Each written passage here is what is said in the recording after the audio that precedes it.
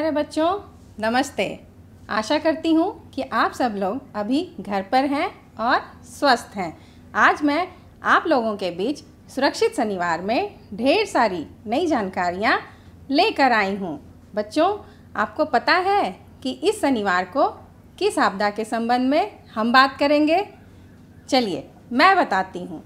आज जून महीने का दूसरा शनिवार है और सुरक्षित शनिवार की सारणी के अनुसार आज हम लोग अगलगी से होने वाले खतरे एवं बचाव के बारे में जानेंगे, समझेंगे और सीखेंगे।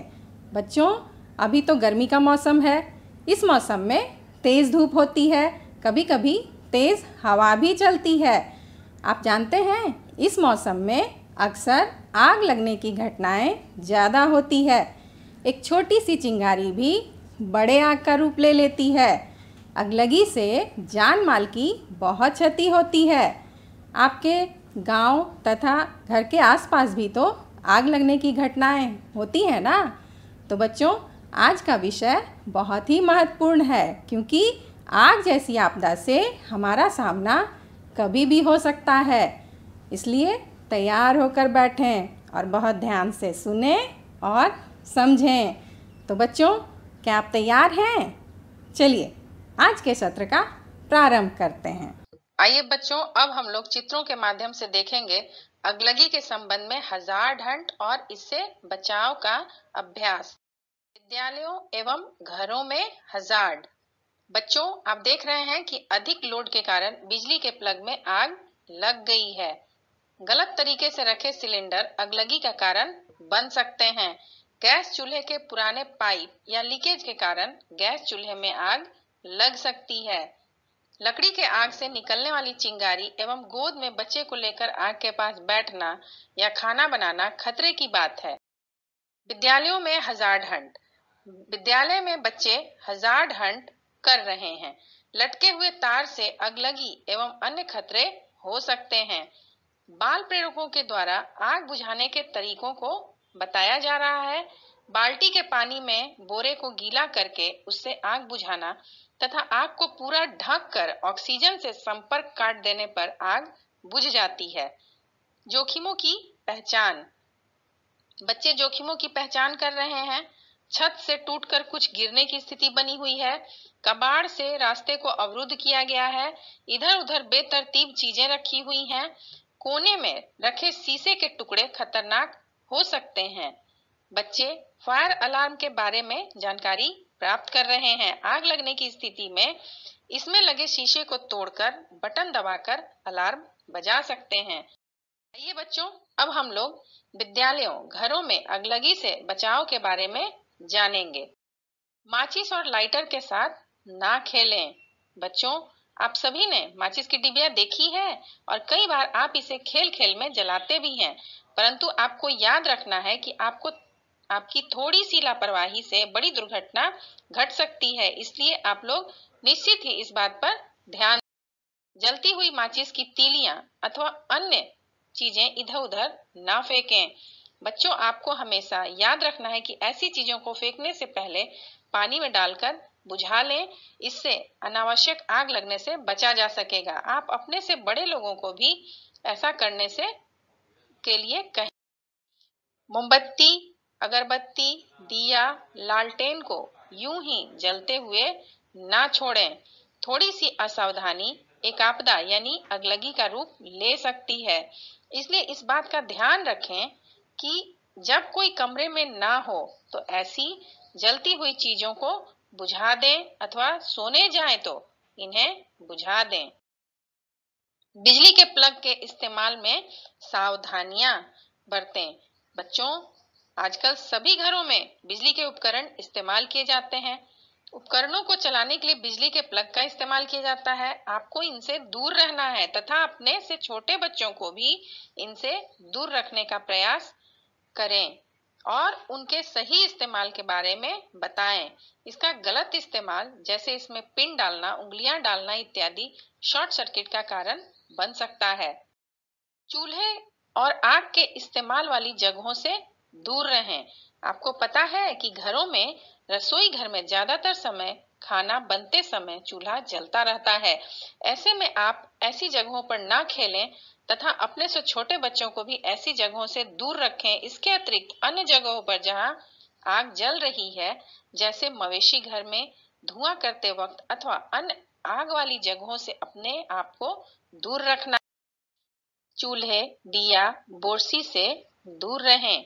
बच्चों, थोड़ी सी असावधानी आपको खतरे में डाल सकती है, क्योंकि शरीर के ऊपर पहने हुए कपड़ों में तेजी से आग पकड़ता है और अगलगी का रूप ले सकता है। इसी तरह पटाखे जलाते समय विशेष सावधानी बरतें और पानी की बाल्टी तथा बालू की पर्याप्त व्यवस्था रखें। आग से सुरक्षा के उपाय के रूप में निकास योजना का निर्माण और उसका अभ्यास। बच्चों, आपको हजार ढंड के बारे में पता है, इसे कैसे करना है?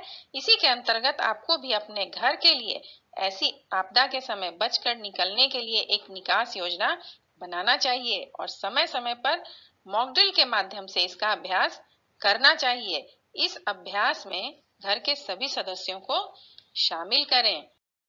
क्रॉल करने, रेंगने की जानकारी और उसका अभ्यास। जब भी घरों में आग लग जाती है तो पूरा घर विभिन्न वस्तुओं के जलने से बने धुओं से भर जाता है। बच्चों, आप तो यह जानते हैं कि धुएं से दम घुटता है और जान जा सकती है। ऐसी स्थिति में बाहर निकलने के लिए क्रॉल यानी रेंगने की गतिविधि की जानकारी होना विशेष रूप से लाभदायक होता है, क्योंकि हम सभी जानते हैं कि धुएं की प्रवृत्ति गर्म होती है। वह कमरे, घर में ऊपर की ओर फैलता है। ऐसे में कमरे या घर के बाहर रेंग कर निकल सकते हैं।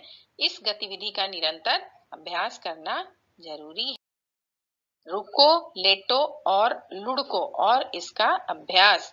यह आग से बचने का एक बेहतरीन तरीका है कि शरीर में आग लगने पर कभी दौड़ना नहीं चाहिए, बल्कि शरीर में लगी आग को बुझाने के लिए तुरंत ही रुककर जमीन पर लेट जाना है और लुढ़कना प्रारंभ करना है। इससे शरीर में लगी आग तुरंत ही बुझ जाएगी।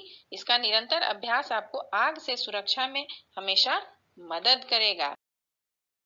आग लगने पर अलमीरा अथवा पलंग के नीचे अथवा किसी छोटे कमरे में नहीं छिपें। आग से बचने के लिए कभी भी किसी अलमीरा अथवा पलंग के नीचे अथवा छोटे कमरे में नहीं छिपना चाहिए, क्योंकि आग बहुत तेजी से फैलता है और ऐसी परिस्थिति में आपको फंसने की संभावना बन जाती है। आग से बचने के लिए सबसे जरूरी है कि आप किसी भी तरह कमरे या घर से जल्दी बाहर निकल जाएं। स्वयं की सुरक्षा को महत्व दें। सभी अपने सामानों से बहुत लगाव रखते हैं, परंतु आग बहुत तेजी से फैलता है। ऐसी परिस्थिति में थोड़ी सी भी देरी आपके जीवन को ज्यादा क्षति कर सकती है। इसलिए आग लगने की स्थिति में अपने सामानों की ज्यादा चिंता ना करें। अपने मूल्यवान जीवन को बचाने का प्रयास करें। कोशिश करें कि आप जल्द से जल्द सुरक्षित स्थान पर पहुंच जाएं। सीढ़ियों का प्रयोग करें। आग लगने की स्थिति में यह जानना जरूरी है कि सीढ़ियों का प्रयोग करना है। अगर आप बहुमंजिले घरों में रहते हैं तो लिफ्ट का इस्तेमाल बहुत ही खतरनाक है। अंत में सहायता के लिए प्रशासन को सूचित करना। एक बार जब आप सुरक्षित स्थान पर पहुंच जाते हैं, तब आपको तुरंत ही सहायता के लिए प्रशासन को सूचना देनी चाहिए। बच्चों, इन सब बातों को ध्यान में रखने से बहुत हद तक आप अगलगी से होने वाले खतरों को कम कर सकते हैं। धन्यवाद।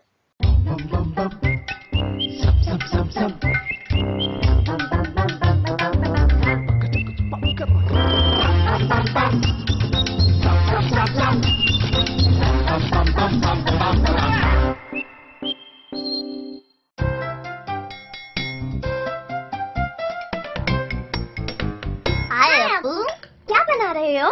मैं एक नई तरीके का लिक्विड बना रहा हूँ जो आग को और भी जल्दी बुझाता है। बस ये थोड़ी देर में तैयार हो जाएगा। तो आग तेज कर देते हैं, जल्दी पक जाएगा। नहीं, उसे मत छेड़ो। दोनों जल्दी से जमीन पे रेंग के धुएं से दूर निकल जाओ। अप्पू, धम्पू, फिर कभी आग से मत खेलना। ओके, चलो अब खेलने चलें। एक मिनट, मैं जरा सा बिजली बंद कर दूं। जब भी घर से बाहर जाओ तो सब बिजली के स्विच ऑफ करना चाहिए और सारी बिजली की चीजों के प्लग निकाल के ही जाना चाहिए। और मम्मी कहती है कि किचन में भी गैस के सिलेंडर का रेगुलेटर ऑफ कर देना चाहिए। वेरी गुड जीना।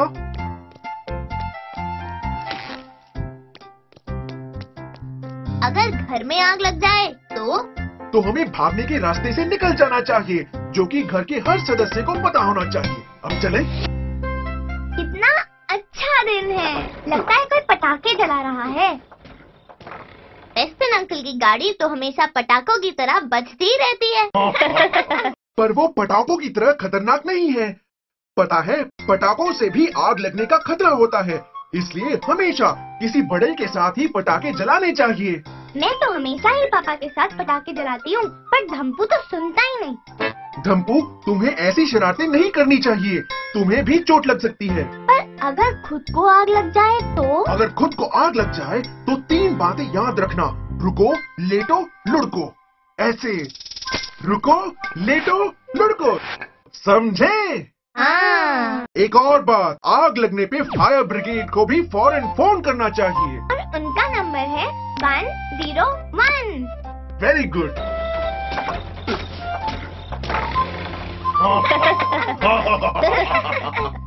नमस्ते बच्चों, आज हमारे साथ श्रीमान के झा साहब हैं, जो SDRF state disaster response force यानी राज्य आपदा मोचन बल के सेकेंड इन कमांड हैं। आज हम सर से अगलगी से बचाव के बारे में ढेर सारी बातें करेंगे। इसके अलावा विद्यालयों एवं घरों को अगलगी से बचाने के लिए क्या कुछ तैयारियां करनी चाहिए, उसके बारे में भी बात करेंगे। नमस्कार सर। नमस्कार। मेरा दूरदर्शन मेरा विद्यालय के अंतर्गत सुरक्षित शनिवार के इस एपिसोड में आपका बहुत बहुत स्वागत है। तो सर, आप बढ़ते हैं सवालों की ओर। सर, जैसे कि हम देख रहे हैं आजकल गर्मी में आग लगने की संभावनाएं बहुत ज़्यादा होती हैं, तो इसमें हम आग लगने से जोखिम की जो पहचान कैसे करें, इसके बारे में आप हमारे बच्चों को बताएं। बच्चे काफ़ी उत्सुक हैं ये जानने के लिए। देखिए, हमारे गांव में, हमारे समाज में गर्मियों के समय में जो आग लगती है, इसकी जोखिम हमारे घरों के पास, हमारे विद्यालयों के पास, खेतों के पास पहले से रहती है। हमारे घर में जो खाना बनाने की रसोई में जो गैस होती है, उससे आग लगने की घटनाएं बढ़ती है। खेत खलिहान में जो थ्रेसिंग मशीन हम इस्तेमाल करते हैं, उससे आग लगने की घटनाएं होती है। हमारे घरों में जो बिजली की वायर होती है, उससे बहुत सारी आग लगने की घटनाएं होती है। ये सारे जोखिम हमारे घर में, हमारे विद्यालय में पहले से ही विद्यमान है। हमें इन सब को समय समय पर जांचना है, परखना है और यह देखना है कि यह सुरक्षित ढंग से अपने अपने जगह पर काम कर रहा है या नहीं। इन सभी घटनाओं को रोकने वाले जो कारण हैं, उनको पहचानना और उनका ससमय निदान करना, अपने बड़े बुजुर्ग से इस पर विचार करना, यही आग लगने की जोखिम की पहचान है। सर, आपने बहुत अच्छा बताया कि जो जोखिम है वो हमारे आसपास ही है, जो हम घर में रहते हैं, हमारे जो खेत खलियान हैं, उन्हीं में पहले पहचान करें जोखिम की और उसके बाद ही फिर उसका निदान करें। तो सर, बढ़ते हैं दूसरे सवाल की ओर। सर, मेरा दूसरा सवाल है, हमने ये पाया है कि गर्मी अधिक होने पर घरों में बिजली की शॉर्ट सर्किट से आग बहुत लगती है। तो सर, ये जो घरों में शॉर्ट सर्किट होते हैं, उसके आग से बचने के लिए हमें क्या करना चाहिए, हमें क्या करना चाहिए और उसका जोखिम की पहचान कैसे करें उसकी हम?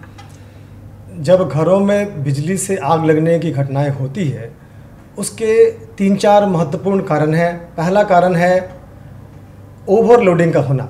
पुराने वायरिंग में नए नए घर में उपकरण लाए जाते हैं, उसका इस्तेमाल किया जाता है। जैसे पंखा के बाद कूलर आ गया, टीवी आ गया और भी कई सारे विद्युत उपकरणों के आ जाने के बाद उसी पुरानी वायर पर जब हम सबको कनेक्ट कर देते हैं, तो बिजली के तार को अधिक गर्म होने की घटनाएं होने लगती है और उससे आग लगती है। ऑफिस में भी ऐसा होता है सर? जी हाँ, ऑफिस, विद्यालय, घरों, हर जगहों के लिए हमें बिजली के वायर को नवीनीकरण करना है। साथ ही उसकी मोटाई की क्षमता के अनुसार से उस पर लोड देना है। तीसरा इम्पोर्टेंट बात है, जो जगह जगह पर बिजली के वायरिंग के जॉइंट खुले रहते हैं, लूज रहते हैं, उसको कवर करना है, लूज वायर को फिक्स कर देना है, और जहाँ जहाँ पर फ्यूज़ लगाया गया है, कट ऑफ लगाया गया है, उनको बाईपास नहीं करना है। बाईपास करने का मतलब है कि फ्यूज को ख़राब हो जाने के बाद लोग उसमें मोटा तार लगा करके उसको बाईपास कर देते हैं, जिससे कि ओवरलोड होने पर वो फ्यूज़ काम नहीं करता है और पूरे वायरिंग में आग लग जाती है, जिससे घरों में आग लग जाती है। ये सब छोटे छोटे ऐसे जानकारियां हैं जो बच्चे अपने पिता के, अपने माताओं के या अपने बड़े बुजुर्ग से सीख करके अपने घरों में जो विद्युत के उपकरण लगे हैं, वायरिंग लगी है, उसकी पहचान करें और इसकी जांच ससमय करते रहें। सर आपने बहुत अच्छा बताया। अभी जो ओवरलोडिंग है सबसे बड़ा मेजर रीज़न है जो आग लगती है शॉर्ट सर्किट से, तो ध्यान रखेंगे कि हमारे घरों में भी कहीं ओवरलोडिंग तो नहीं है, इस पर ध्यान देकर फिर उसका निदान करें। तो सर, और हमारा जो तीसरा सवाल है सर, आग लगने पर जो शरीर है बिल्कुल झुलस जाता है, तो सर हमें बताएं, हमारे बच्चे भी जानना चाहेंगे कि उस समय प्री हॉस्पिटल ट्रीटमेंट बहुत ज़रूरी हो जाता है ताकि हम उसको स्टेबलाइज कर सकें और सही तरीके से हॉस्पिटल ले जा सकें, तो इसके बारे में थोड़ा बताइए सर। आग से झुलसने के बाद जो प्राथमिक उपचार की विधियाँ हैं, उसमें सर्वप्रथम हम आग से जलने वाले अंगों को ठंडे पानी से धोते हैं। हम यह मानकर रखते हैं अपने गाँव में, अपने समाज में, कि पानी से धोने के बाद फोड़ा हो जाएगा, तो उस फोड़े से बचने के लिए लोग पानी का इस्तेमाल नहीं करते, जबकि यह मिथ है, यह उचित बात नहीं है। हमें 20 मिनट तक जले हुए अंगों को धोना होगा। उसके बाद साफ़ कपड़े से उसकी ड्रेसिंग करनी है। अगर ड्रेसिंग करने वाला गॉजेज गाँव में आपके घरों में उपलब्ध नहीं है तो सूती कपड़े से उसको आप ठीक से बांधें, ड्रेसिंग करें। उसके बाद पूरे शरीर को हम ढक कर के अस्पताल तक ले जाएंगे। साथ साथ अस्पताल ले जाने के क्रम में यह भी देखेंगे कि क्या घायल व्यक्ति जिसे आग लगी है, जो झुलस गया है, क्या उसके सांस ठीक चल रही है। अगर सांस लेने में दिक्कत है और सांस धीरे चल रही है तो कृत्रिम सांस देने की विधियाँ या CPR की विधियाँ को भी अपनाया जा सकता है। यहाँ पर एक बात और हमें ध्यान देने की ज़रूरत है कि झुलसे हुए व्यक्ति का अंग हृदय के लेवल से ऊपर रखेंगे। अगर हाथ में आग लगा है या पाँव में आग लगा है तो पाँव में आग लगने के बाद व्यक्ति को लिटा दें, उसके झुलसे हुए अंग को ऊपर रखें। हाथ में अगर आग लगा है तो हाथ को हृदय से ऊपर रखें, ताकि आग लगने के बाद अगर खून का रिसाव हो रहा हो तो वो रिसाव कम से कम हो। ये प्राथमिक उपचार थे और इसे हम गाँव में या अपने घरों में लागू कर सकते हैं, ताकि जाते हुए व्यक्ति को, अस्पताल जाते हुए व्यक्ति की प्राणों की रक्षा हो सके। सर अभी आपने हमें बताया कि आग लगने के बाद जो झुलसे हुए इंसान हैं उनको कैसे करके हॉस्पिटल ले जाना है। पहले तो उनको पानी से धोना है और उसके बाद उनको किसी साफ़ कपड़े से ढक करके ही अस्पताल लेकर जाना है। अस्पताल साफ़ कपड़े से ढककर ले जाने का मकसद है कि उनमें इन्फेक्शन कम से कम हो, धूल मिट्टी इन सब से बचाकर हमें उन्हें जल्द से जल्द अस्पताल ले जाना चाहिए और उसके बाद वहां जाकर उनका जो उनका इलाज है वो अस्पताल में होगा। और सर अब हम अगले सवाल की ओर बढ़ते हैं। जैसा कि सर अभी आग लगने के बाद घरों में धुआं से दम घुटने के कारण लोगों की जानें चली जाती हैं, तो सर जैसा कि हम जानते हैं कि ऐसे में कोई बच्चा या व्यक्ति आग के धुएं में घिर जाए और उसके बाद सांस लेने के कारण बेहोश हो जाए, तो सर हम ऐसा क्या करेंगे प्री हॉस्पिटल ट्रीटमेंट ताकि उसकी जान बच सके? देखिए, इस प्रश्न के दो पहलू हैं। पहला पहलू है कि जब आग घर में लग जाती है उस समय में धुएं से घिर जाने के बाद व्यक्ति को क्या करना चाहिए, और दूसरा पहलू है कि धुएं में सांस लेने के बाद जब दम घुटता है उस समय व्यक्ति को कैसे प्राथमिक उपचार देकर के अस्पताल पहुंचाना चाहिए। पहले हम इस प्रश्न के पहले पार्ट पर आते हैं कि आग लगने के दौरान धुएं से घिर जाने के बाद व्यक्ति को क्या करना चाहिए। सबसे पहले हमें यह समझना है कि धुआं में कार्बन मोनोऑक्साइड और कार्बन डाइऑक्साइड होता है जो बहुत जहरीला है। यह धुआं हवा से हल्का है और घर में ऊपर की तरफ से भरने लगता है, तो घर का जो नीचे का स्तर है उसमें हम क्रॉलिंग करके रेंगते हुए जब हम घर में जाते हैं तो ये सुरक्षित तरीका है। नीचे ऑक्सीजन की मात्रा होती है, ऑक्सीजन सांस लेते हुए आप आगे बढ़िए, घायल को ढूंढिए, उस समय में आपके नाक पर मास्क जरूर बंधा होना चाहिए, या रुमाल बंधा होना चाहिए, या तौलिया बंधा होना चाहिए, वह भी पानी से भिगा करके। भिगा हुआ तौलिया, मास्क या भिगा हुआ गमछा आपको काफ़ी देर तक कार्बन मोनोऑक्साइड या कार्बन डाइऑक्साइड से बचा कर रखेगा। आप घायल तक पहुँचिए, उसको आवाज़ दे करके या उसको टटोल करके ढूंढ करके उसको फिर क्रॉलिंग के मेथड से ही खींच के बाहर निकालिए। खड़ा होकर जाना आपके लिए नुकसानदायक है, इससे आपको सांस लेने के दौरान आप बेहोश भी हो सकते हैं। घायल व्यक्ति को जब आप बाहर निकालते हैं, अगर वो रिस्पॉन्स कर रहा है, होश में है, तो उसके सांस को परखिए। अगर वो बिल्कुल ठीक है तो उसे खुले जगह में रख दीजिए। अगर आपको लगता है कि उसे सांस लेने में दिक्कत हो रही है या वो बेहोश हो रहा है, उस स्थिति में आपको कृत्रिम सांस देने की ज़रूरत होगी। कृत्रिम सांस देने से पहले उसके पल्स को, धड़कन को और उसके सांस को परखेंगे। सांस भी कम हो रहा है, धड़कन भी बंद हो रही है, तो उसे CPR भी देना पड़ सकता है। अगर धड़कन ठीक है, केवल सांस कमज़ोर हो रही है, तो उसे केवल माउथ टू माउथ रेस्पिरेशन, मुंह से मुंह के द्वारा कृत्रिम सांस देने की कार्रवाई करनी होगी। अगर हमारे पास बैग वॉल्व मास्क या ऑक्सीजन के सिलेंडर मौजूद है, तो हम ऑक्सीजन सिलेंडर दे करके या बैग वॉल्व मास्क के थ्रू भी हवा दे करके उसकी जान बचा सकते हैं। यह संसाधन हम जानते हैं कि घरों में उपलब्ध नहीं होता है, तो हम कृत्रिम सांस दे करके खुले में रख करके उसके कपड़े को, उसके बटन को खुला करके उसे इस तरह से हम कुछ देर तक वहाँ रखेंगे, ताकि उसे फ्रेश ऑक्सीजन की सप्लाई उसके शरीर में दी जा सके। इस तरह से हम उसकी जान को बचाने का प्रयत्न करेंगे और जल्द से जल्द उसे अस्पताल तक ले जाने की कार्रवाई करेंगे। और सर, हमारे बच्चे ये जानना चाहेंगे, जब भी किसी बिल्डिंग में आग लगती है तो क्या हमें ऊपर की ओर जाना चाहिए या डाउनस्टेयर्स पे जाना चाहिए? आग हमेशा ऊपर की तरफ जाती है, इसीलिए अगर बिल्डिंग के 2 मंजिले में या 3 मंजिले में आग लगती है तो ऊपर के फ्लोर वाले को भी नीचे ही आना चाहिए। कभी भी आग लगने की स्थिति में ऊपर की तरफ नहीं जाना चाहिए। वो तभी जाए जब नीचे उतरने का कोई संसाधन मौजूद नहीं हो, सीढ़ी और जो रास्ते हैं वो बंद हो चुके हैं, तभी हम कुछ देर के लिए ऊपर जा सकते हैं, नहीं तो हमारा पहला प्रयास नीचे की तरफ उतरने का होना चाहिए। सर, आपका बहुत बहुत धन्यवाद। आप इस कार्यक्रम में आए और हमारे बच्चों को ढेर सारी जानकारी दी। इसके लिए आपको एक बार फिर से तहे दिल से धन्यवाद। नमस्कार बच्चों, आपको इस एपिसोड को देखने के लिए।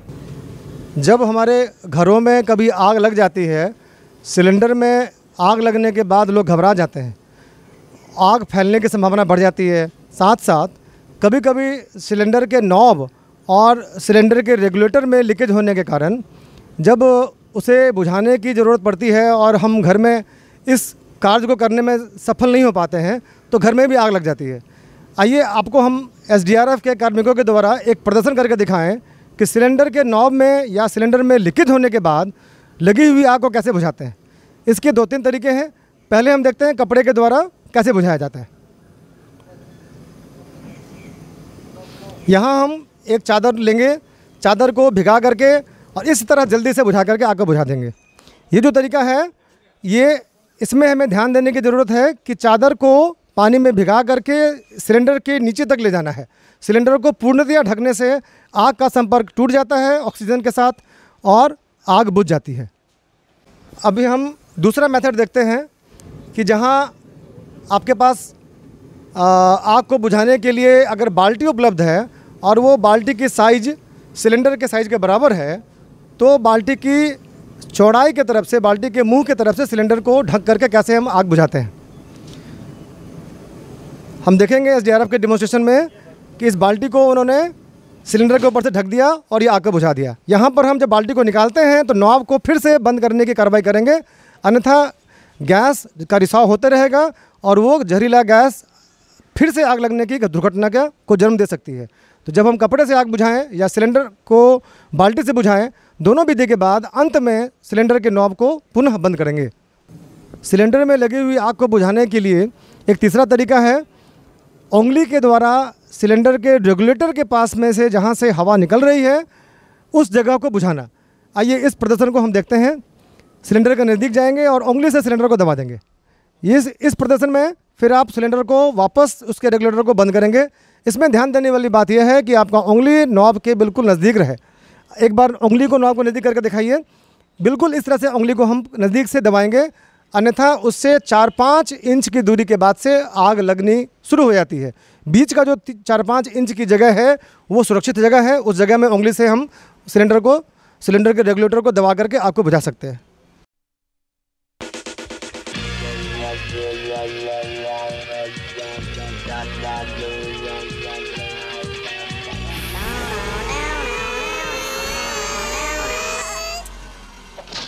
फायर इंजन को ट्रैफिक में फंसा दिया, इसके रास्ते से हट जाओ। अरे गुच्चू, ये तो सिर्फ खिलौना है। मैं सचमुच के फायरमैन को भी बुला सका हूँ। अच्छा बच्चू, तो मैं सुपरमैन का बुला दूं क्या? अगर ये बात है तो ये लो।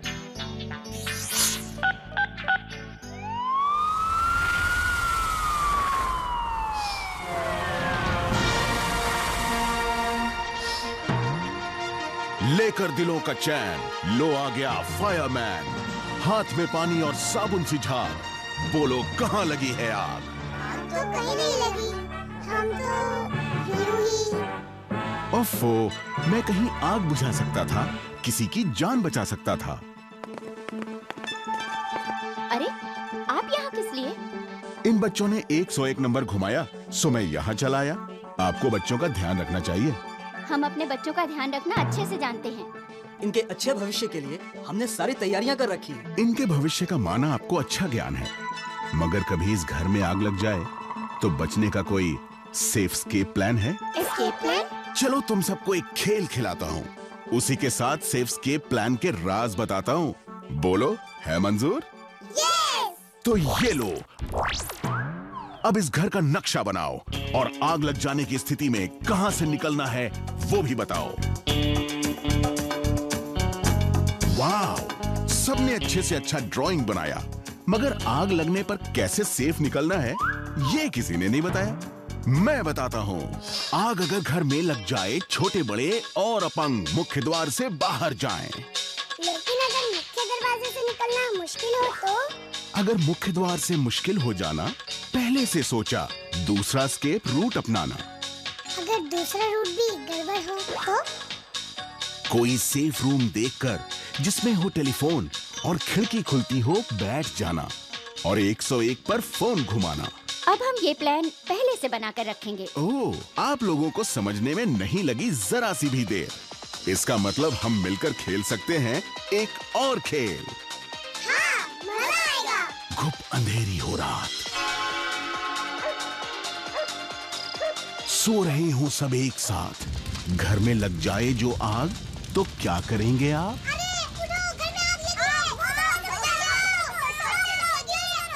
मत चिल्लाओ, शांत हो जाओ। घर में लग गई है आग, सबको बताओ। घर में आग लग गई है। नो नो, कोई सामान नहीं, सिर्फ खुद को बचाओ। कम ऑन, जल्दी बाहर जाओ। नो, दरवाजा खोलने से पहले उल्टे हाथ से अंदाजा लगाओ। घर हो ये गर्म तो साफ है, दरवाजे के दूसरी तरफ आग है। घर का दरवाजा भी चल रहा है। अब हम क्या करें? किसी सेफ कमरे में फट से घुस जाओ। फिर पहले दरवाजे के नीचे गद्दे लगाओ, धुआं अंदर ना आने पाए, पूरा दिमाग लगाओ। अब क्या करें? खिड़की खोलो, मदद चाहिए, आवाज लगाओ। बचाओ, मदद। एक आदमी फोन उठाओ और 101 नंबर घुमाओ। अंकल यहाँ आग लगी, हमें बचाओ अंकल, हम यहाँ फंस गए हैं। ऐसे नहीं, शांति से। ओके, हमारा पता है बिल्डिंग नंबर 7 माल रोड, मदर डेयरी के पास। गुड। वाह, तुम तो कमाल हो। बचाओ, बचाओ, आग! अरे रुको, भागो नहीं। कपड़ों पर अगर कभी आग लग जाए, भागो नहीं, बल्कि जमीन पर लेटकर घूमो ताकि हवा से आग और न भड़क पाए। जो लोग ऊपर की मंजिलों पर रहते हैं वो तो। चलो मेरे साथ। किसी भारी चीज से शीशे को नीचे से तोड़ो, कांच आपको नुकसान न पहुंचाए, इसलिए उन पर कोई मोटा तौलिया या कंबल रख छोड़ो। वो अगर आप ऊंची मंजिल पर तो बेडशीट से रस्सी बनाओ और उसके जरिए नीचे उतर जाओ। तो कैसा रहा यहाँ तक का सफर? और इसके अलावा क्या है? अगर कहीं धुआं इकट्ठा हो जाए, फायर अलार्म हमें फट से बताए। फायर अलार्म जान बचाता है। अब हमें सोना है। जब भी रात को सोने जाओ, बिजली के सारे उपकरण बंद कर जाओ। ओके बच्चों, गुड नाइट। हमें बहुत मजा आया। आग से बचने के लिए पहले ही सेफ स्केप प्लान बनाओ। कोई जानकारी चाहिए? तो बैठे क्यों हो, मुझे फोन लगाओ।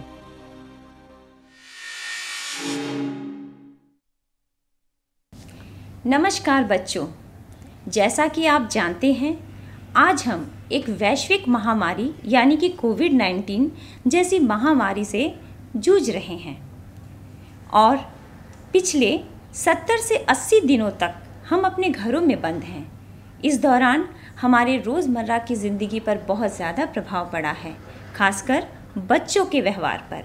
बच्चों, आप घरों में बंद हैं, आपको खेलने का मन करता है, आप बाहर जाना चाहते हैं लेकिन आप वो कर नहीं पाते हैं और आपके मन में बहुत सी बातें हमेशा चलती रहती हैं।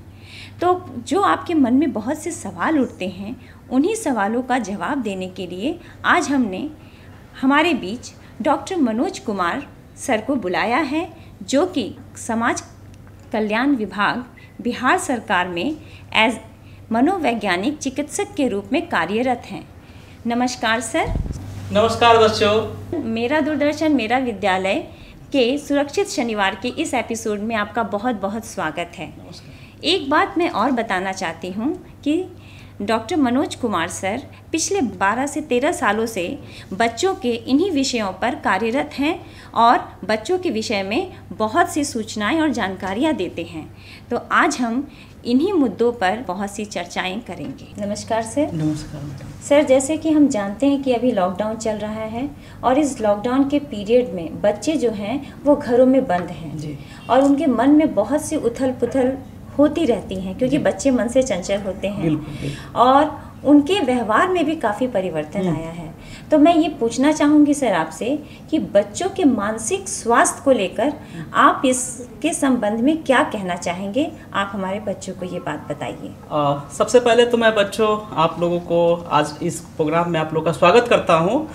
ये प्रोग्राम आपके लिए है और मैं आपके लिए आया हूँ। मैं आपसे बात करूँगा सीधे तौर पर। जब से ये लॉकडाउन हुआ है, मान के चलिए कि 22 मार्च से आप घर में हैं, आप स्कूल भी नहीं जा रहे, आपके फाइनल एग्जाम भी कुछ बच्चों का फंसा हुआ होगा, कुछ बच्चे घर में ही रहकर पढ़ाई कर रहे होंगे। तो इन हालात में आपके सामने कई तरह की समस्याएं आ रही हैं। जैसे आपके मन में उतार चढ़ाव हो रहा है। कुछ बच्चे हैं जिनका मन में चढ़ाव होता है, वो ज़्यादा आक्रामक हो जाते हैं, चिड़चिड़े हो जाते हैं, ठीक से खाना नहीं खाते हैं, उनका बातचीत करने का जो तौर तरीका होता है वो काफ़ी बदल जाता है। और कुछ बच्चे ऐसे देखने को मिल रहे हैं कि जिनका मूड एकदम नीचे चला गया है, वो एकदम शांत हो गए हैं, स्थिर पड़ गए हैं और लोगों से जुड़ना नहीं चाहते हैं, माता पिता की बात नहीं मानना चाहते हैं, एक कमरे में बंद हैं और खुलकर अपनी बातों को शेयर नहीं करते हैं। अभी ऑनलाइन क्लासेज भी चल रहे हैं, हाँ, तो उसमें भी कई बच्चों को देखा गया है कि जुड़ नहीं पाते हैं। तो ये तमाम तरह की समस्याएं अभी इस लॉकडाउन पीरियड में चल रहा है बच्चों को। मैं डेली आप लोगों से बात करता हूँ, बहुत सारे बच्चे मेरे से जुड़े हुए भी हैं और मैं उनकी समस्या का समाधान भी कर रहा हूँ। सर, देखा जाता है कि अभी जो जितने स्कूल हैं वो सभी ऑनलाइन जो ये एग्ज़ाम होता है या क्लासेस करवाते हैं, लेकिन आपने जो अभी कहा कि इसमें बहुत से बच्चे पार्टिसिपेट नहीं करना चाहते हैं, तो ये बिल्कुल सच्चाई है। तो इसके पीछे कारण क्या हो सकता है सर? इसका बच्चे चूँकि स्वभाव से बहुत कोमल होते हैं और वो हमेशा वहीं जुड़ना चाहते हैं जहां उनको इमोशनल सपोर्ट मिले। अभी जो आप देख रहे हैं कि ये जो लॉकडाउन हुआ है तो इसका एक व्यापक असर बच्चों पर पड़ा है। जैसे आपके मन में भी बच्चों होता होगा कि मैं घर में क्यों हूँ, लोग पापा क्यों नहीं काम पर जा रहे हैं, या फिर मैं अपने दोस्तों से क्यों नहीं मिल रहा हूँ। तो इस तरह से आपके मन में कई तरह के सवाल पैदा होते हैं और बहुत सारे ऐसे आप बच्चे हैं जो आप खेलना चाहते हैं, अपने दोस्तों को मिस कर रहे हैं, आप स्कूल को मिस कर रहे हैं और अपने टीचर, अपने जो अच्छे टीचर हैं उनको आप याद कर रहे हैं। तो ऐसे हालात में आप के सामने एक सबसे बड़ा समस्या होता है कि आप कंसंट्रेट नहीं कर पा रहे हैं किसी चीज़ के बारे में। जी बिल्कुल सही कहा आपने सर। इसमें सबसे महत्वपूर्ण बात ये सामने आती है, जहाँ तक मुझे लगता है कि बच्चों को खुलकर खेलने का मौका नहीं मिल रहा है। हाँ, क्योंकि यहाँ पे जो कोविड-19 का जो संक्रमण फैल रहा है उसमें सोशल डिस्टेंसिंग की बातें बहुत कही गई हैं। तो कुछ ऐसा बताइए सर कि बच्चे कौन से ऐसे खेल विधि करें या खेल करें जिससे कि बच्चों के मन में अच्छी बातें आए और उनका जो व्यवहार है वो भी बदले। देखिए, मैं बच्चों आप लोग से सीधे तौर पर यह कहना चाहूँगा कि अभी आप अपने घर में हैं, अपने भाई बहन के साथ हैं, अपने माता पिता के साथ हैं, और बहुत जगह पर ज्वाइंट फैमिली का भी कॉन्सेप्ट है, दादा दादी भी होते हैं, कहीं कहीं आप अकेले सिर्फ माता पिता के साथ होंगे। तो आपको ये कोशिश करना चाहिए कि अभी इस पीरियड में आपको अपने माता पिता को दोस्त मानना चाहिए और अपने माता पिता पर पूरा यकीन करना चाहिए। उनके साथ आप कुछ गेम कर सकते हैं, उनके साथ आप संवाद स्थापित कर सकते हैं, अपनी बातचीत कर सकते हैं, और उनसे आप एज ए टीचर उनसे भी आप प्रश्न कर सकते हैं, वो आपके सारे जवाब देंगे। दूसरी चीज़ है कि हमें तो घर में फील्ड में जाके खेलना नहीं है, मैदान में जाना नहीं है, तो हम घर का छत इस्तेमाल कर सकते हैं, घर का आंगन इस्तेमाल कर सकते हैं, और उसमें अपने माता पिता को भी उस खेल में शामिल कर सकते हैं। हम छोटे छोटे खेल जिसमें कोई रिस्क नहीं है वो छोटे छोटे खेल खेल सकते हैं। जैसे लड़कियां हैं जो स्कीपिंग कर सकती हैं, और जो लड़के हैं वो बॉल से बॉलिंग कर सकते हैं। तो ये बहुत सारे खेल हैं जो आप घर में भी कर सकते हैं। आप याद कीजिए, जब आप स्कूल में जाते थे तो आपका एक नियमित रूटीन होता था, तो हो सकता है कि आपके पापा मम्मी आपको कम समय देते थे, और इस दौरान अभी आप अपने पापा मम्मी से ज़्यादा चीज़ें जुड़ सकते हैं। सबसे अच्छा उपाय है कि एक खेल मैं आपको बताता हूँ, आप अपने पापा मम्मी के जीवन के बारे में पूछिए, उनके जीवन से जुड़ने की कोशिश कीजिए, अपने दादा दादी के जीवन के बारे में पूछिए, और उनके जीवन में क्या हुआ, वो कैसे सफल हुए।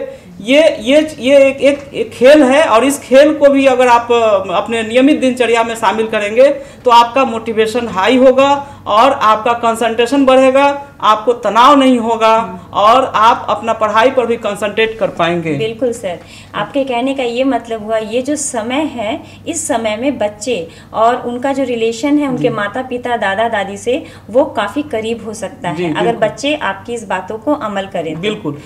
हमारा अगला प्रश्न ये है सर कि आज जो हम बंद हैं, लॉकडाउन में हैं, तो बच्चों में ऐसे कौन कौन से लक्षण देखे जा रहे हैं, ये कौन सी ऐसी समस्याएं हैं जिसको देखने को मिल रहा है, उन समस्याओं के बारे में थोड़ा चर्चा कीजिए सर। जी, वर्तमान समय में बच्चों, आप लोग देखते होंगे कि सुबह जब आप उठते हैं तो उठने का आपको मन नहीं करता होगा, आप लंबे समय तक सोना चाहते हैं। आप जब रात में सोने जाते हैं तो कई बार देर तक आप जगे रह जाते हैं, और कई बार होता है कि आपको सुबह कोई रूटीन फॉलो करने का मूड नहीं होता। तो इस तरह से जो बच्चों में अभी ज़्यादातर डिप्रेशन के केसेज हैं, बच्चे उदास हो गए हैं, उसका कारण बच्चों को मालूम नहीं होता है ना बच्चों। और दूसरी चीज़ होता है कि कभी कभी आपको कुछ प्रॉब्लम होता है, आप चाहते हैं कि माता पिता आपकी बातों को समझ जाएं, और आप बोलना नहीं चाहते हैं, बिना बोले आपके माता पिता समझ जाएं, ऐसा आप सोचते हैं। तो होता क्या है कि इसको साइकोसोमेटिक प्रॉब्लम कहते हैं, कि कई बच्चों को पेट दर्द है, सर में दर्द है, गैस की प्रॉब्लम है, कोई बच्चा को खाना उल्टी जैसा होता है, उल्टी जैसा मन होता है, तो इसको साइकोसोमेटिक प्रॉब्लम्स कहते हैं। तो ये जैसे आप ये ऐसे समझिए, छोटा सा चीज़, कि जब आप किसी से बात नहीं करते हैं तो आप उदास हो जाते हैं, और जैसे ही आप उदास होते हैं तो आपके मन में बहुत सारे डर हो जाते हैं, असुरक्षा की भावना हो जाती है, चारों तरफ अनिश्चित माहौल है, और उसमें आप निश्चित नहीं रह पाते हैं किसी बात पर। तो इसी दौरान अगर आपको कोई कुछ कहता है तो वो बातें अच्छी नहीं लगती हैं, और आप चाहते हैं कि आपकी बातों को माता पिता समझ जाएं, और जब माता पिता आपकी बातें नहीं समझते हैं तो आप कुछ हरकतें करते हैं। कई बार आपके माता पिता को गुस्सा आ जाता है, आप पिटा जाते हैं, या फिर माता पिता हाथ छोड़ देते हैं। लेकिन हम सब बच्चे को ये जिम्मेदारी होती है कि माता पिता को भरपूर सहयोग करें, उनके काम में, मम्मी के काम में थोड़ा बहुत तो हम हेल्प कर ही सकते हैं, है ना। बिल्कुल बिल्कुल सर, बहुत सही कहा आपने सर। जैसे हम ये कहना चाहेंगे कि इस दौरान, लॉकडाउन के दौरान, हम कुछ ऐसे नियमित दिनचर्या को अपना लें जिससे बच्चों की इन समस्याओं का समाधान हो सके। बच्चों के मन में जो बातें चल रही हैं, बच्चे जो डिप्रेशन में चले जा रहे हैं और उनको समझ नहीं आ रहा है कि आखिर हम करें क्या, तो कुछ ऐसे शेड्यूल या दिनचर्या का बताइए जिससे कि सुबह से शाम तक बच्चे उसको अपनाएं और इस माहौल से वो निकल सके, ताकि उनका मानसिक या बौद्धिक या मन में जो भी व्यवहार में बदलाव आए वो सही सकारात्मक रूप में आए। जी, मैं बिल्कुल। बच्चों, सबसे पहले मैं ये आपको कहना चाहूँगा कि आप अभी स्कूल नहीं जा रहे हैं और आपकी पढ़ाई अभी दूरदर्शन के माध्यम से हो रही है, तो सबसे पहले आप अपने जीवन का एक सबसे ये अहम आपका पल है, इस समय आपको एक रूटीन बना लेना चाहिए, और रूटीन में वो हर चीज़ शामिल करना चाहिए। ऐसा नहीं कि हम सिर्फ खेल रहे हैं तो सिर्फ खेल ही रहे हैं। आपके रूटीन सुबह से शुरू होती है। सुबह आप उठिए, सही समय पर, जो उठने का जो समय है उस समय ही आप उठिए। आप अपने दिनचर्या में एक्सरसाइज, व्यायाम को भी आप शामिल करें, योग कर सकते हैं, मेडिटेशन से शुरुआत कर सकते हैं। और हाँ बच्चों, आपको नाश्ता नहीं भूलना है, आपको सुबह का नाश्ता करना चाहिए। और दूसरी चीज़ है कि आप जो शेड्यूल में स्कूल जाते थे उसी शेड्यूल से आपको पढ़ने के लिए घर में बैठना है। और दूसरी सबसे इम्पोर्टेंट चीज़ है कि आपको खेलना भी नहीं भूलना है। दोपहर में नियत समय पर आपको लंच लेना है, शाम में आप जो खेलते थे उसी टाइम में आपको खेलना भी है। और सबसे इम्पोर्टेंट चीज़, अपने घर वाले से आपको बातचीत करना है, उनके बातचीत में शामिल होना है। आपने जो दिन भर किया उसको आप चाहे तो डायरी में लिख सकते हैं। और अपने माता पिता से आप जुड़े रहिएगा तो आपको तनाव कम होगा। और सबसे इम्पोर्टेंट चीज़ है, जो रात में बिल्कुल ज़्यादा देर तक जगे नहीं रहना है। आप जो नियत समय पर सोते थे और नियत समय पर उठेंगे तो आप में तनाव नहीं बढ़ेगा। बिल्कुल, बहुत सही कहा सर आपने। बच्चे अगर आपकी इन बातों पे अमल करते हैं तो काफ़ी हद तक उनके व्यवहार में बहुत सुधार आ सकता है। एक बात और मैं पूछना चाहूँगी सर कि आजकल बच्चों को देखा गया है लगभग सभी घरों में, इवन कि हमारे घरों में भी बच्चे जो हैं वो देर रात तक मोबाइल पे लगे रहते हैं और मोबाइल पे गेम खेलते हैं, कार्टून्स देखते हैं। और काफ़ी देर तक मोबाइल पे रहने का मतलब है कि उनके आँखों की दृष्टि में कुछ ना कुछ उसका गलत प्रभाव पड़ सकता है सर। तो इसके संदर्भ में आप क्या कहना चाहेंगे? बच्चों, अभी ये जो 2020 है ना, ये 2020 है, डिजिटल लर्निंग का दुनिया है। इसमें हम सब डिजिटल लर्निंग करने वाले हैं। आप जो ये माध्यम देख रहे हैं ना, दूरदर्शन से आप जो पढ़ाई लिखाई कर रहे हैं, ये डिजिटल लर्निंग का एक माध्यम है। तो मोबाइल भी एक डिजिटल लर्निंग का, एक टेक्नोलॉजी का एक पार्ट है। हम अगर आपके पास मोबाइल का जो आपके घर में अगर मोबाइल है तो वो मोबाइल के बारे में आप क्यूरियोसिटी आपके मन में होती है कि उसमें और क्या क्या चीज़ है। डिफरेंट ऐप पर आप चले जाते हैं, डिफरेंट वेबसाइट पर आप चले जाते हैं, तो कई बार जाने अनजाने आप गलत चीज़ों को भी अपने अंदर आने का मौका देते हैं। मैं आपको एक बात बताता हूँ, अगर आप अपने ज्ञान को, अपने नॉलेज को बढ़ाने के लिए अगर मोबाइल का यूज करते हैं या कोई ऐप्स का यूज करते हैं तो इससे आपकी जानकारी बढ़ेगी, आपकी बुद्धि बढ़ेगी, तो आप में क्रिएटिविटी आएगी। और जब आप में बुद्धि और क्रिएटिविटी बढ़ेगी तो आप में ज्ञान आएगा और वही ज्ञान आपके जीवन को संवारेगा, सजाएगा, आपको सफलता के ऊपर आगे तक ले जाएगा। सर, आपने आज बहुत महत्वपूर्ण जानकारियाँ दी और मैं उम्मीद करती हूँ बच्चों कि सर के द्वारा जो भी बातें बताई गई आप लोगों को, अगर आप उस पर अमल करते हैं तो काफ़ी हद तक आपके व्यवहार में बहुत परिवर्तन आ सकता है। और बच्चों, मैं आप लोगों से सीधे तौर पर जुड़ गया हूँ। आप मुझे सातों दिन 24 आवर्स कांटेक्ट कर सकते हैं। जब भी आपको कोई दिक्कत हो तो आप मेरा एक नंबर नोट कर लीजिए। आप अपना कोई भी क्यूरियोसिटी, कोई भी आपके मन में जिज्ञासा होता है, आप मुझसे बात कर सकते हैं। मेरा नंबर आप नोट कर लीजिए, पेपर पेंसिल का यूज कीजिए, लिखिए 9 8 3 5 4 9 8 1 1 3। एक बार फिर से इसको रिपीट कर देते हैं, कह दीजिए सर। 9 8 3 5 4 9 8 1 1 3। इस पर मुझे आप कांटेक्ट जरूर कीजिएगा और मुझे आपके प्रश्नों का इंतजार रहेगा। मैं आपके प्रश्नों के साथ फिर आपके साथ जुड़ूंगा। बहुत बहुत धन्यवाद आपका। धन्यवाद सर। बच्चों, सर ने जो आपको अपना नंबर दिया है उस नंबर पे आप बराबर सर से कांटेक्ट कर सकते हैं और बहुत से इससे जुड़े सवालों का जवाब इनसे ढूंढ सकते हैं। सर, इस कार्यक्रम में आने का आपका बहुत बहुत धन्यवाद। बच्चों का भी बहुत बहुत धन्यवाद। नमस्कार बच्चों। प्यारे बच्चों, नमस्कार। आज आपको अगलगी से होने वाले खतरे एवं उससे बचाव के बारे में बताया गया। उम्मीद करता हूँ आज आपने बहुत कुछ सीखा, समझा और जाना। तो चलिए, हर बार की तरह इस बार भी हम क्विज़ खेलते हैं।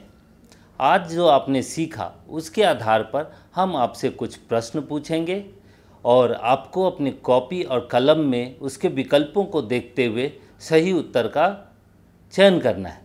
तो आप सब लोग तैयार हैं? चलिए हम लोग क्विज खेलते हैं। आज के सत्र के सवाल हैं। पहला, अगलगी की घटना हो जाने पर निम्न में से कौन सी कार्रवाई करनी चाहिए? आपके विकल्प हैं, फायर ब्रिगेड को 101 नंबर पर फोन करना चाहिए, अगर कमरे में फंसे हों तो रेंगते हुए निकलना चाहिए। पहले से चिन्हित किए गए निकास द्वार से निकलना चाहिए। उपरोक्त सभी ठीक है।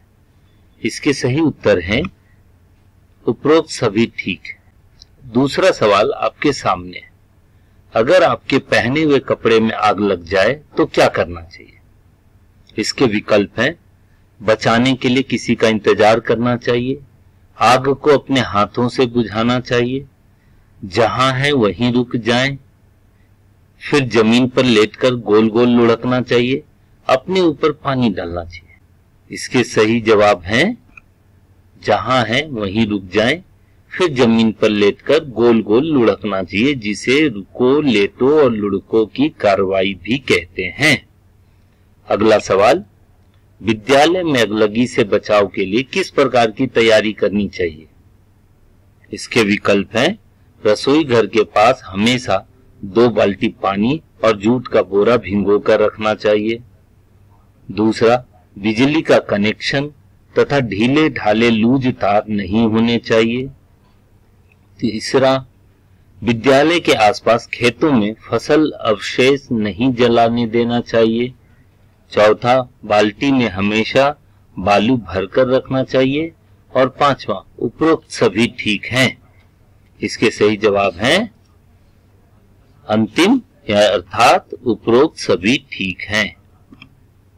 अगला सवाल, अगर आपके पहने हुए कपड़े में आग लग जाए तो इनमें से कौन सी प्रक्रिया करनी चाहिए? पहला ऑप्शन है झुको, ढको और पकड़ो। दूसरा, रुको, लेटो और लुढ़को। तीसरा, रुको, पकड़ो और बोलो। चौथा, झुको, लेटो और बैठो। बच्चों आप ध्यान दें, आज आपको इसके बारे में बताया गया। इसका सही जवाब है ख, अर्थात रुको, लेटो और लुढ़को। अब हम इसको चित्र के माध्यम से देख सकते हैं। अगर आग लग गई तो सबसे पहले हमें रुकना है, फिर लेटना और फिर लुढ़कना है, जिससे शरीर में लगी आग बुझ जाएगी। अगला सवाल, आग से सुरक्षा हेतु आपके विद्यालय में किस प्रकार का उपकरण होना आवश्यक है? इसके विकल्प हैं पहला, अग्निशमक यंत्र। दूसरा, बालू से भरा बोरा। तीसरा, पानी से भरी बाल्टी। और चौथा, उपरोक्त सभी ठीक है। आपको जरूर इसका उत्तर पता होगा। सही उत्तर है उपरोक्त सभी ठीक है। अगला सवाल, आग के दृष्टिकोण से निम्न में से किस प्रकार के कपड़े सबसे ज्यादा ज्वलनशील होते हैं?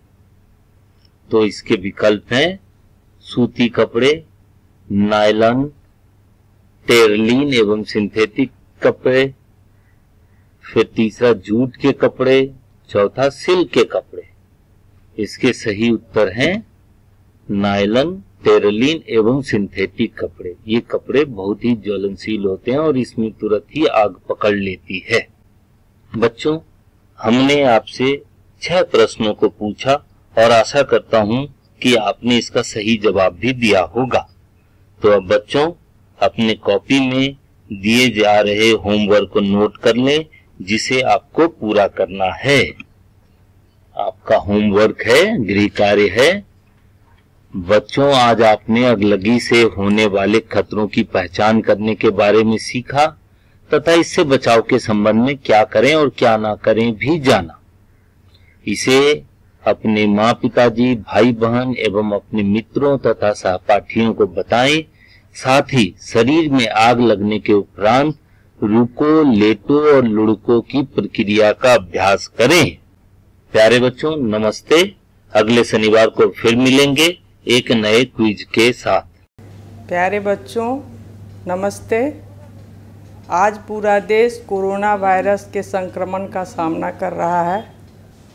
इस कारण से आपका विद्यालय लगभग विगत 2.5 माह से बंद है और आप घर में रहकर ही अपनी पढ़ाई पूरी कर रहे हैं। आप अवगत हैं कि दूरदर्शन के माध्यम से बिहार सरकार द्वारा कक्षा 1 से 12वीं तक के विद्यार्थियों की पढ़ाई की निरंतरता बरकरार रखने के लिए दूरदर्शन के माध्यम से मेरा दूरदर्शन मेरा विद्यालय कार्यक्रम प्रसारित किया जा रहा है। इस कार्यक्रम के तहत ही सुरक्षित शनिवार कार्यक्रम का प्रसारण किया जा रहा है।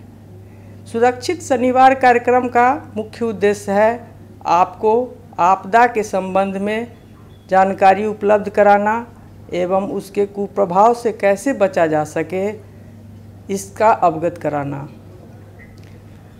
कोरोना वायरस के कारण भी आपकी पढ़ाई बाधित है, इसके बारे में भी हम समय समय पर जानकारी दे रहे हैं इस योजना के माध्यम से। हमारे सुरक्षित शनिवार के तहत एक वैगन व्हील 48 शनिवार का पूरे वर्ष की सारणी बनाई गई है और इस सारणी के तहत हम विभिन्न 48 शनिवार के तहत विभिन्न आपदाओं के बारे में आपको जानकारी उपलब्ध कराते हैं। आज के परिप्रेक्ष्य में इस कार्यक्रम की महत्ता और भी अधिक हो जाती है क्योंकि हमारा प्रदेश पूरे वर्ष विभिन्न प्रकार की आपदाओं को झेलता है। मुझे उम्मीद है कि आप प्रत्येक शनिवार को इस कार्यक्रम को अवश्य देखते होंगे और इसके बताए गए बातों का अनुसरण भी करते होंगे। आपसे उम्मीद है कि आप प्रत्येक शनिवार को खुद भी देखें, अपने दोस्तों, सहपाठियों एवं परिवारजनों को भी इसको देखने के लिए प्रेरित करें। पुनः आपसे यह भी मैं उम्मीद करती हूँ कि आपको यह कार्यक्रम कैसा लग रहा है इसके बारे में मुझे अवगत कराने का कष्ट करें, जिससे हम लोग मिलकर इसको और भी बेहतर बनाने का प्रयास करें। धन्यवाद। गुड मॉर्निंग, नमस्कार बच्चों, आप लोगों को बहुत बहुत प्यार। आज आपने इस कार्यक्रम में अगलगी से संबंधित बहुत सी नई बातें सीखी और जानी। इसी बीच आप लोग को एक वीडियो भी दिखाया गया जो आप लोग को काफ़ी रोचक लगा होगा और हमारी एसडीआरएफ टीम के मॉक ड्रिल के माध्यम से आप लोगों को अगलगी से संबंधित उसके बचाव के संबंध में बहुत से उपाय और तरीके भी बताए गए। बच्चों, आज आप जिस कठिन परिस्थितियों से गुजर रहे हैं उस परिस्थिति में आप अपने आप को मानसिक रूप से कैसे स्वस्थ रख सकते हैं ये भी आज आपने जाना और सीखा। आज आप लोग को क्विज़ में बहुत मज़ा आया होगा, बहुत से नए प्रश्न जो पूछे गए और आप लोग को होमवर्क भी दिया गया जो आप लोग को करना है। बच्चों, मुझे उम्मीद है आज के इस कार्यक्रम में आपने कुछ नई बातें ज़रूर सीखी और जो आपने सीखा वो आप अपने माता पिता, परिजनों और दोस्तों को अवश्य बताएंगे। इसी उम्मीद के साथ हम अगले शनिवार को एक नए विषय पर ढेर सारी जानकारियां लेकर आपसे फिर मिलेंगे। मुझे उम्मीद है प्रत्येक शनिवार सुबह 9 बजे डीडी बिहार चैनल पर आप इस कार्यक्रम को अवश्य देखेंगे। तब तक के लिए मैं आपका इंतज़ार करूंगी। घर पर रहें, स्वस्थ रहें, सुरक्षित रहें। धन्यवाद।